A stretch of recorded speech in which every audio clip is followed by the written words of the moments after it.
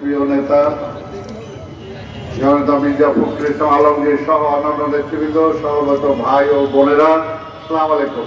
সময় কম, সন্ধ্যা ঘনিয়ে আসছে, তাই আমি শুধু এটাই বলবো যে পরবর্তী আরেকটি সন্ধ্যা ঘনিয়ে আসার আগেই যাতে বর্তমান ইন্টেরিয়াম সরকার বুঝে শুনে পদক্ষেপ গ্রহণ করে এবং দ্রুত একটি নির্বাচনের ব্যবস্থা গ্রহণ করে জাতিকে যাতে আরেকটি অন্ধকারের দিকে ঠেলে দেওয়ার আগেই যাতে জনতা তার ভোটের